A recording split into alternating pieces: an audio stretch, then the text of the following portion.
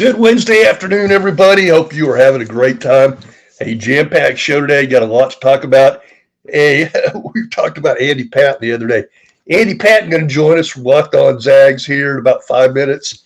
Andy, you got any questions for Andy, for me, for anything in the world of sports we can talk about, particularly when it comes to college football, basketball, and recruiting, which is what we do here on the Greg Swaim Show. And of course, you can join us on the chat line. Hey, follow us on Twitter at GSwaim. You can do all that. We can communicate that way and have a better show. Like I said, Andy Patton from Locked On Zags going to join us here in just a little bit. Looking forward to talking about hey, Gonzaga. Let's be honest. Every year, I mean, like death and taxes, right? So they're really good. And if you're going to add a basketball program, they'd be the ones to add, right? I mean, now you're looking at last year's two teams of the championship. Obviously, San Diego State, the runner-up, and UConn, the winners. And I would love to have both of them playing football, basketball, baseball. By the way, I'm excited. I got a text right before we came on. Of course, Oklahoma State, big into baseball.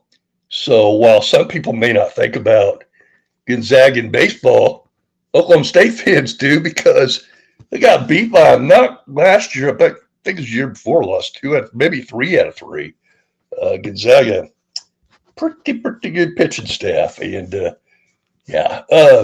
By the way, as always, hey, you don't have to pay to get on here on a super chat or any of that kind of stuff. We have sponsors. So it's all good. Not that I don't want to be monetized here pretty soon because we're getting close with YouTube. But, yeah, of course, Karen Johnson, Insignia, representing Insignia. And, of course, they put together, if you look in the upper right-hand corner of the screen right now, you'll see Greg's gear. And you'll be hearing a lot more about that here pretty soon. And Insignia with Karen Johnson. And you can get hold of Karen anytime. She is a college football fan fanatic like we are. So she fits right in. Living in Nebraska, Huskers, but you know she really loves? She loves those Aggies, A&M. She is an A&M fan. We're going to get Karen on here pretty soon and talk about all the great gear you teams that are putting together, you know, like basketball, baseball, softball, track, tennis, volleyball, soccer, any of that. She put together your uniforms for you. Get some really sweet coaches' shirts for you for the fans, parents, whatever, grandparents. We're all fans, right? So anyway, get hold of Karen at Karen Key Largo on Twitter. Scott Hammer, of course, Cruise Planners. He is the official travel agent of Greg Swaim Sports and the Greg Swaim Show. And you can get hold of Scott on Twitter, Facebook, and, of course, at gregswaim.com. Helping Hands, Ray of Sunshine, Mark and Cindy Welch. They have people come in and help your parents. You know, let's say, for me, for instance, well, my mom lives here in town, and my sister does a great deal of helping her. But what about people who, you know, like in their early 80s, and I don't want to generalize too much, but early 80s, and maybe one of the spouses has died, and they need a little help from time to time. So they come in and make them a little dinner, a little lunch, help them clean up a little bit, make sure in the middle of the night if they, you know, if there's somebody who is a fall risk, you got to be careful in the middle of the night. That's when people fall. That's when my dad fell. Got a brain bleed. He died. I mean, he was by himself. You know, so it is what it is. And Mark and Cindy Welch can help you. Ray of Sunshine, Helping Hands. Of course, Treasure Investments Corporation, our newest sponsor. And we may have another one to add here real soon. But Treasure Investments, of course, you can all on our Twitter, YouTube pages, whatever. Excuse me, allergies. Yeah, and beautiful artwork. And we've got all that on our YouTube and Facebook pages. We put together a little slideshow of what they offer. And, of course, we'll have Shepard on every Monday, as we do. So looking forward to that. We are going to bring in our guest right now, Andy Patton. And Andy, let's see here. That's right. Gosh, it would really help if I knew how to push buttons. Oh man, I have just about screwed this thing up here. Hold on a second. Okay. Did I lose him? No, I didn't lose him. Add to stage. Here we go. Andy, appreciate you joining us, my friend. Yeah, thank you for having me, Greg. Appreciate it. If I knew how to push buttons, that'd be dangerous, but I'm just learning this YouTube stuff. I've done radio now for, 35 years, and I usually have somebody pushing all the buttons and answering all the phones, and you've done stuff like that, I'm sure. And the problem is, now all of a sudden you got all this technology in front of you, and you're 61 years old, too old to learn stuff, right? I don't know. Hey, appreciate you joining us. Fighting allergies, by the way. Hope they're not too bad. Are you in Spokane, by the way? I'm just outside of Portland, but I will tell you I can relate to the allergies. It's pretty nasty here. I grew up in Indiana, which is why we're having you on. I'm a big basketball guy and been doing the recruiting stuff since 1988 nationally, and obviously over the years we've seen Gonzaga. I mean, even when your previous coach, Dan Munson, he really got the ball rolling, didn't he? I mean, we give credit to Mark Few, and he deserves every single bit of it because he took him to the next level. But Dan Munson kind of got the program going. Yeah, it's funny. I think Mark Few would be the first person to tell you that it wasn't him that got the thing going. But yeah, Dan Munson, phenomenal coach, of course, took that team to that Elite Eight run in 1999 and jumped to that job at Minnesota. Who can really blame him? But the Zags are so fortunate that Mark Few was willing to take over, and more importantly, that Mark Few in the last 23 years hasn't gone anywhere else, and still taking that program to new heights every single year. Well, yeah, and he's had a lot of opportunities. Obviously, sure has. I remember, Andy. I'm an Oklahoma State graduate, so went and saw the Pokes play Gonzaga. Oh gosh, I'm trying to remember what year it was, but it would have been. Let's see, Mark's been there about 25 years now. I think it might have been his first or second year, and Gonzaga was a program you knew about because they'd been to Sweet 16s and Elite Eights. They were knocking on the door, hadn't quite kicked it in yet, and still have it. I mean, I'm waiting for them to win a natty. Yeah. Maybe they'll do it in the Big 12, I hope. But let's talk about the possibility of that, because this probably up there with Duke and the bluest of the blue bloods, and even they have down years. We run on city down years from Gonzaga, and part of that might be because the conference you play in. But people go, well, they don't play anybody. Well, they do, but they play them early, as opposed to the P5s, right? Yeah, it's funny. I think maybe 10 years ago there would be down years for Gonzaga where, had that team been in a power conference, they almost certainly wouldn't have made the NCAA tournament. Even I think 7 years ago, they were at the 2016 season.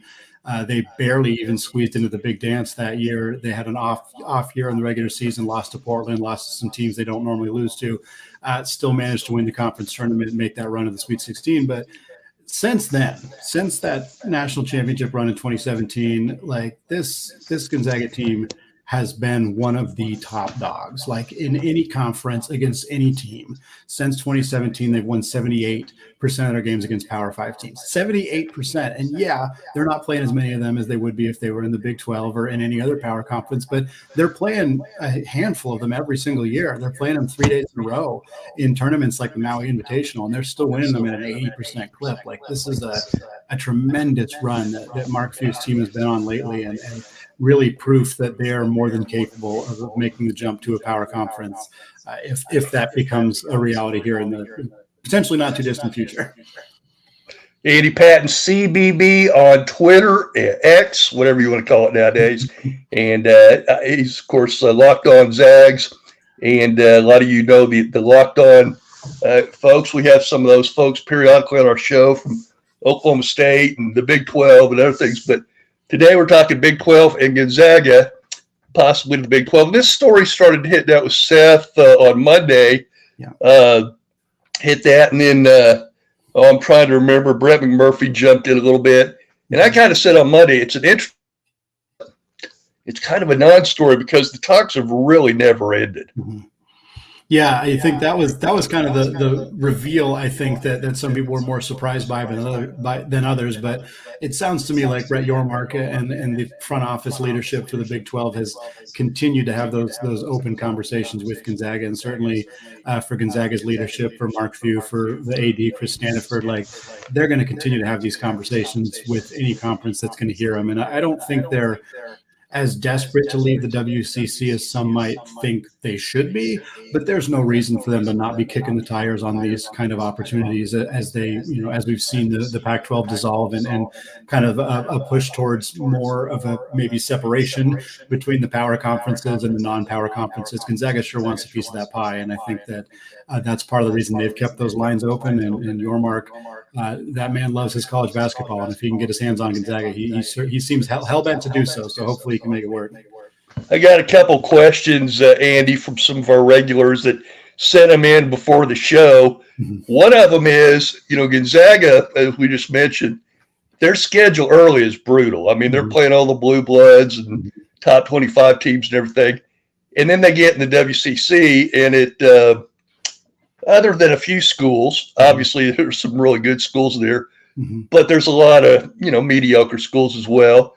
And you kind of feast on those. And I watch those late night games. I may be the only one, but I'm staying up here in the Midwest up till midnight watching those games a lot of times. And kids that grew up in my events, we had a kid a couple of years ago. He transferred back to Oklahoma.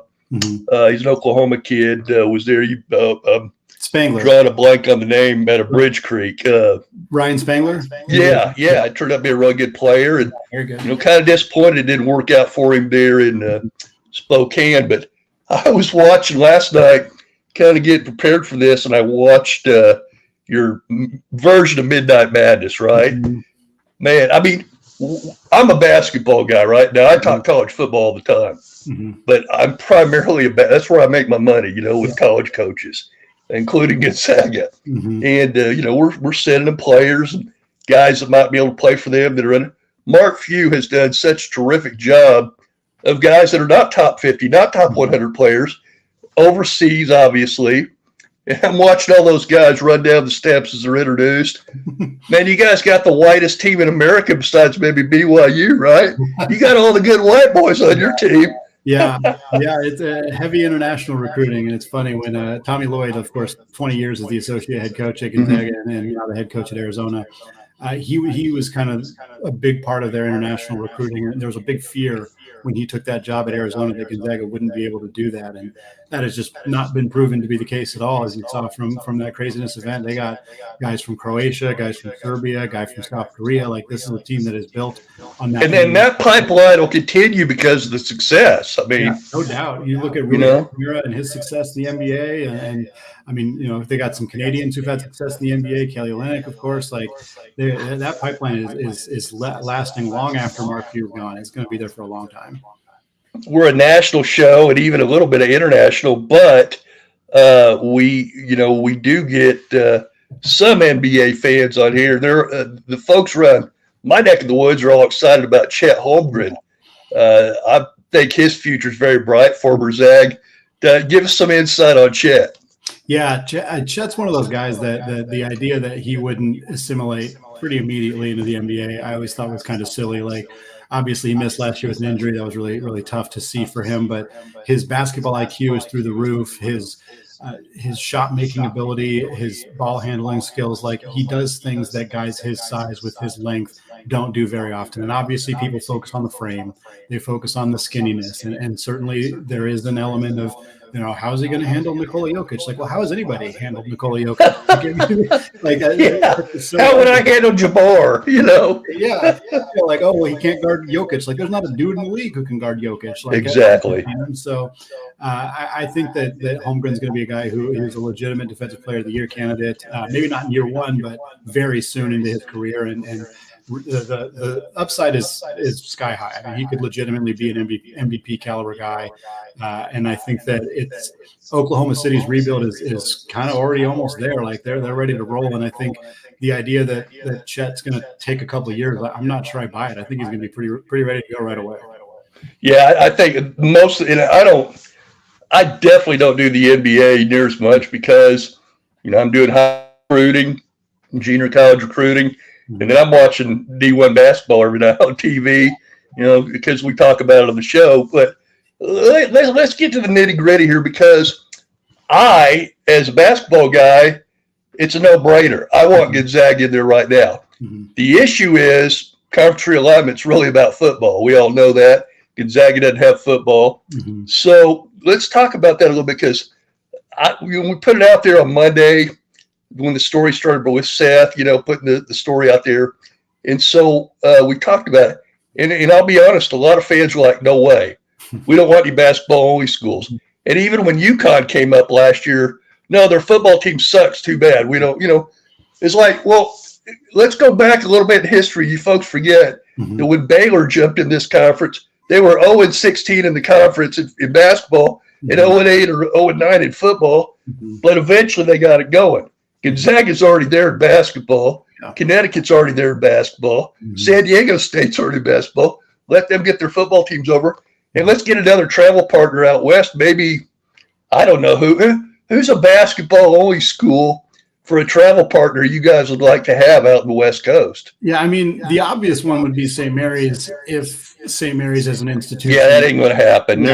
Because it's about eyeballs. They want people to watch the games. No, it's unfortunate that it can't be St. Mary's because they, from a basketball perspective, make the most sense. I mean, San Diego State. They do. The Gales are really good. Yeah, they're very good. San Diego State makes sense if the football piece would work out, but it doesn't sound like that's necessarily an option right now. Now they're kind of eyeballing this potential reverse merger with the Pac-2, whatever happens with that situation. But outside of that, I mean, there's Grand Canyon, but they're just not good enough, I don't think. I think they'd be not yet. They're a growing program, though. Yeah, I think they could maybe get there, but if you were to add Grand Canyon right now, they'd be right at the bottom of the Big 12 probably for a few years, and I don't think that's worth it just for adding a travel partner for Gonzaga. It doesn't make sense.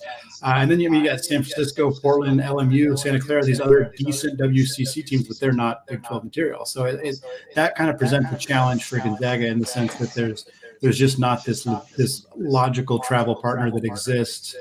St. Mary's would be the one if their institution made more sense, but it's just too small. It just doesn't work yet. They're not there yet. And Andy, I don't know if we really need another basketball school to pair with Gonzaga. I mean, from what it sounds like, and you broke it as far as I know, and I retweeted it just a little bit ago so folks would get a little insight to you, potentially go to your page. But you mentioned this isn't about women's basketball either. The women may not join the men on this one.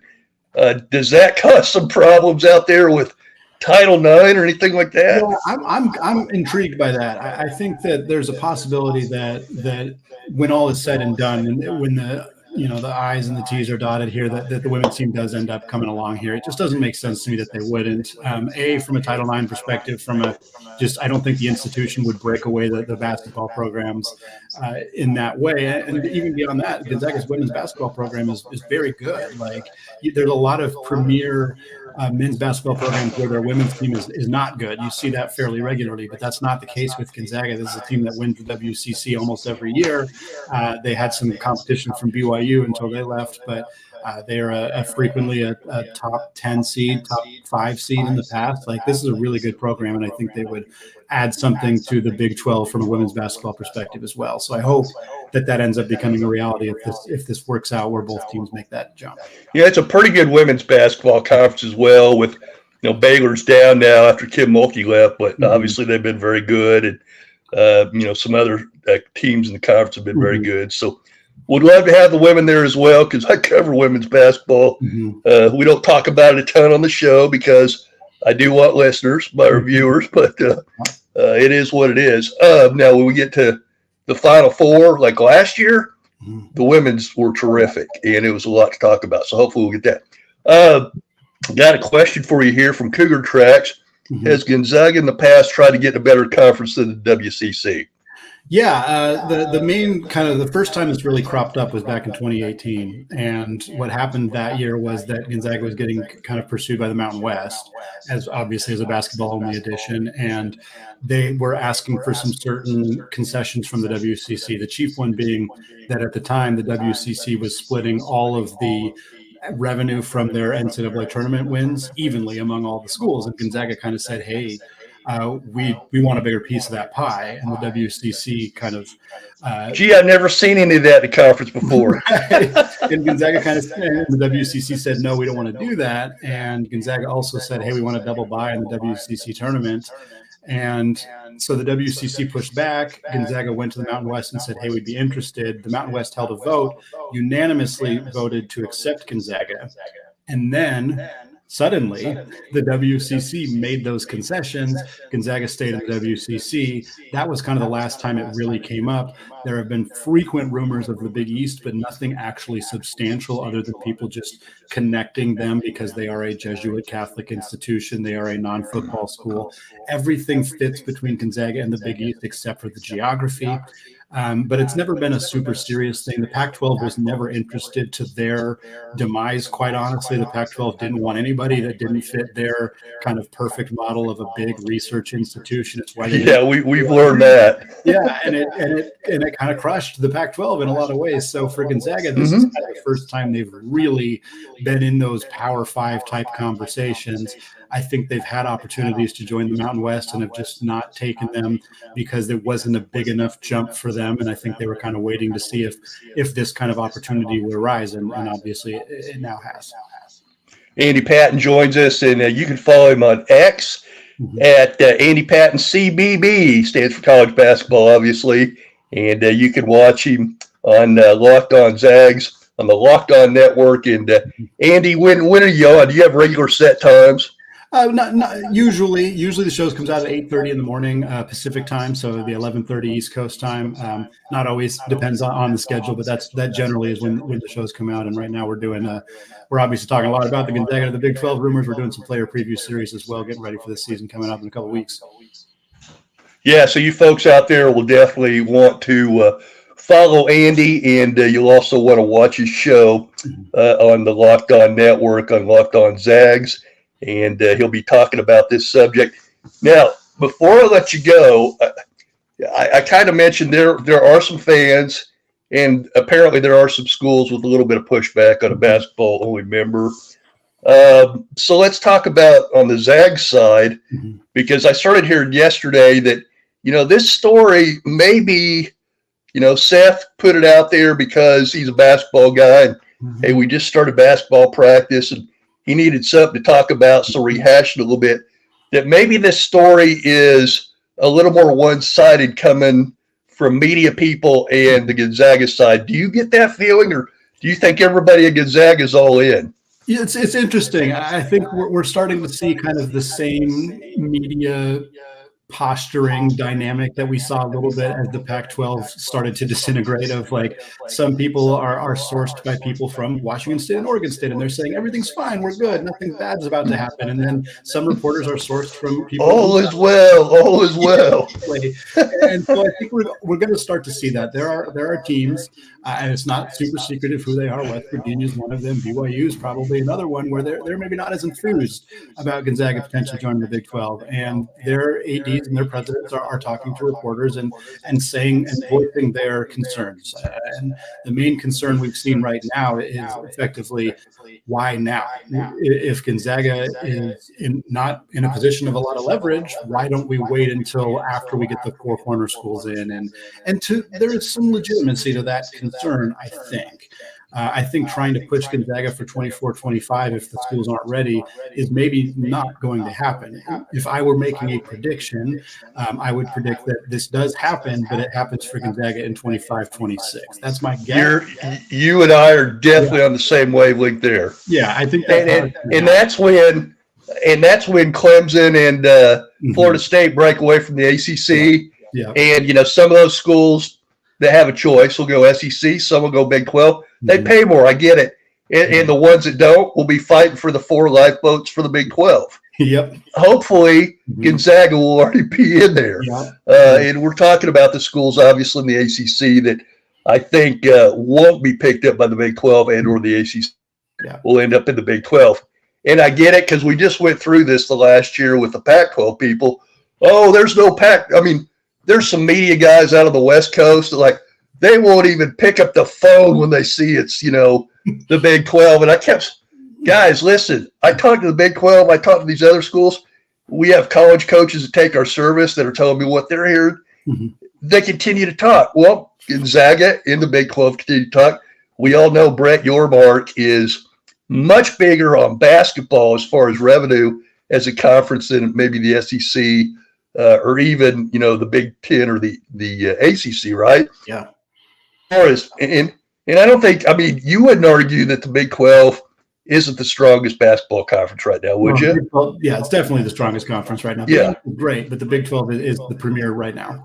If I'm looking at as a collector of great teams, obviously Gonzaga is one of the biggest fish left out there. Mm-hmm. Connecticut, San Diego State, they were just in the championship game, but I would absolutely love to have Gonzaga in there and be able to sit down with Mark Few at Eskimo Joe's and Stillwater at least once a year and pick his brain a little bit, as I think he's a genius basketball guy. But okay, so you're kind of agreeing with, I think that's what's going to happen with the ACC too.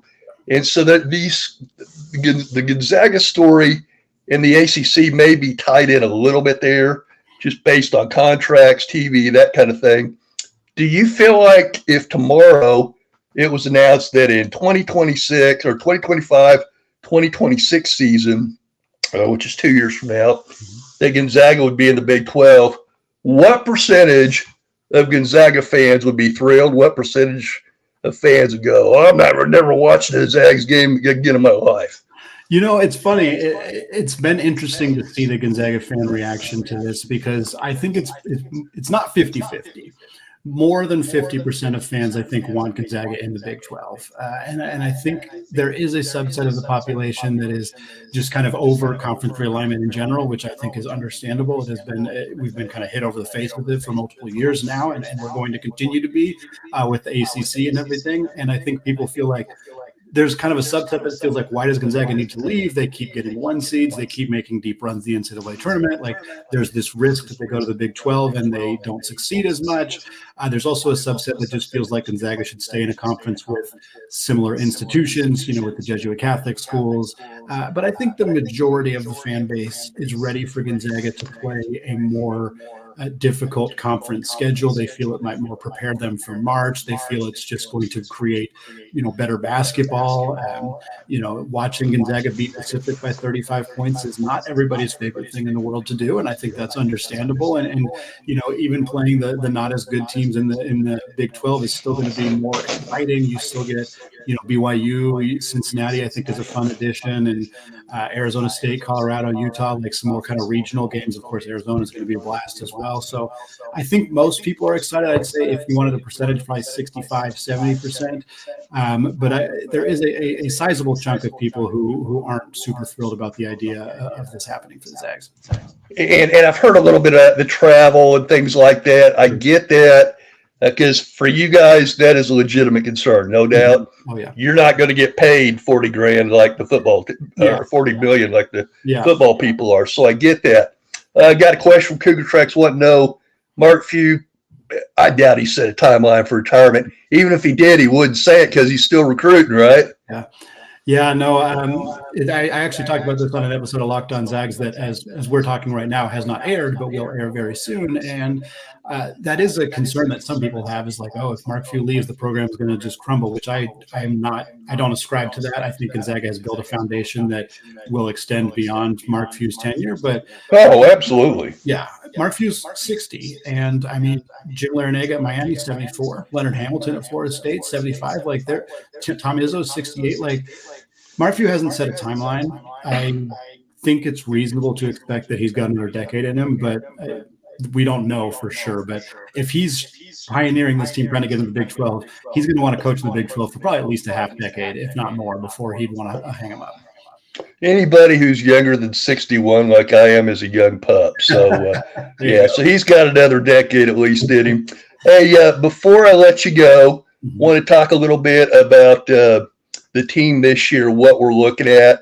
I watched, what can you tell from a scrimmage during Midnight Madness? You can't, but they look really good. And I've watched some of those guys in high school, even one or two of them in junior high, in some tournaments in Vegas, and you got some serious talent, dude. Mm-hmm. Yeah, it's a fun roster. It's a little bit less deep than they've been in the past, and certainly having replaced a player like Drew Timme and even a player like Julian Strother, who's looked really good in his first preseason game with the Denver Nuggets. I think they got some work to do, but Ryan Nembhard coming over from Creighton, one of the best point guards in college basketball, younger brother of Andrew Nembhard, who of course was prolific for 2 years at Gonzaga.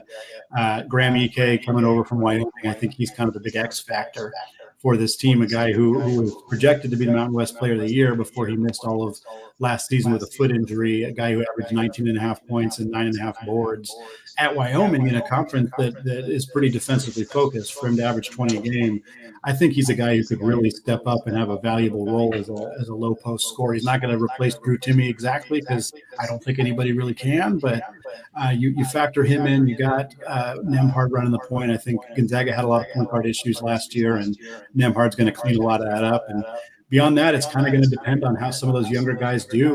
How the Jun Sakyo, the South Korean who joined the team last year at the middle of the year, like what he looks like as a 21-year-old freshman effectively, and Luke Krajinovic from Croatia. They got a freshman, Dusty Stromer from Notre Dame High School in Sherman Oaks. And these are kids who I think are going to be really good, but Mark Few doesn't rely on freshmen all that often. And quite honestly, he's going to have to this year because the depth, they just don't have that depth. So it's going to be a very interesting season for Gonzaga.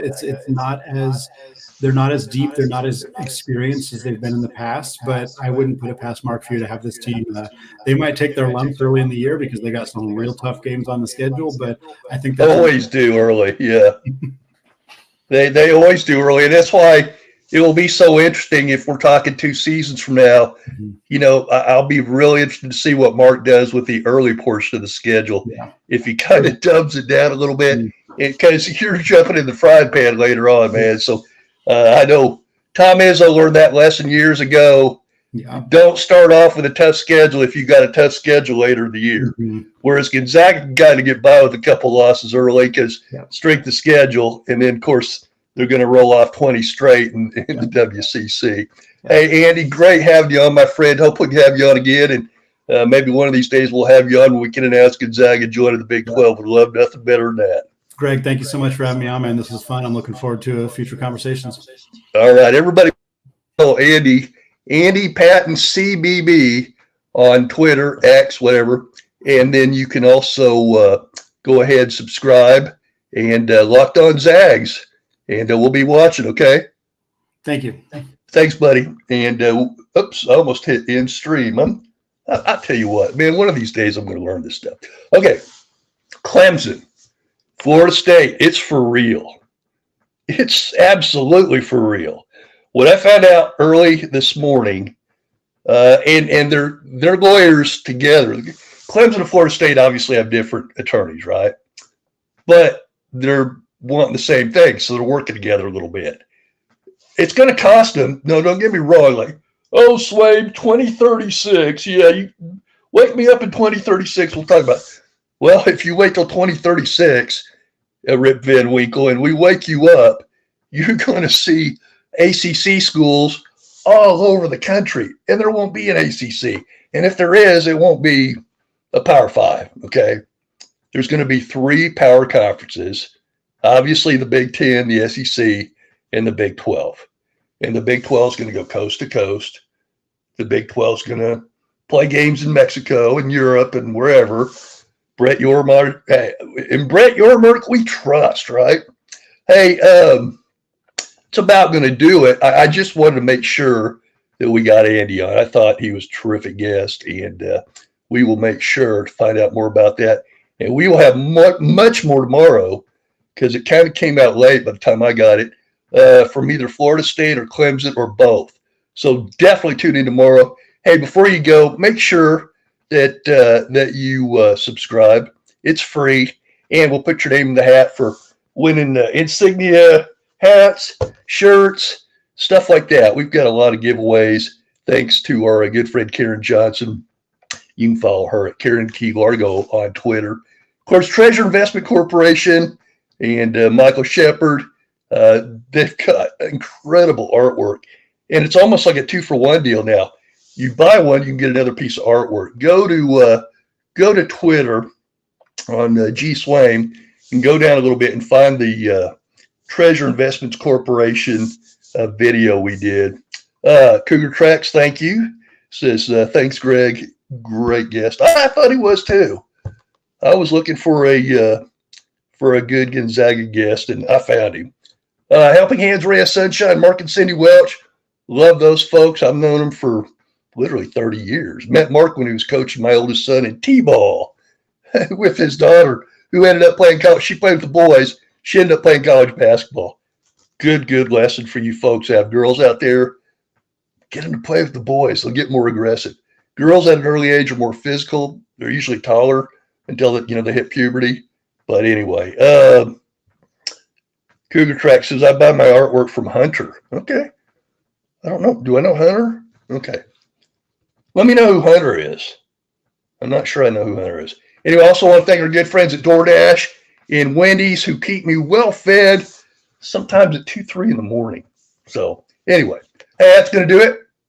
Make sure you follow on Twitter at G Swain. Oh gosh, these allergies. Make sure that you also subscribe. It's free, and you'll win some stuff, and you get to watch fun shows every day. Okay? Oh, Hunter Biden. I got it. I got Cougar Tracks. Woo, way over my head. Hey, appreciate y'all. Appreciate the folks who join us on chat, and show's growing. It's going to grow some more, and we got another sponsor coming in. I'll let you know about next week. That's going to do it. Have a great night, everybody.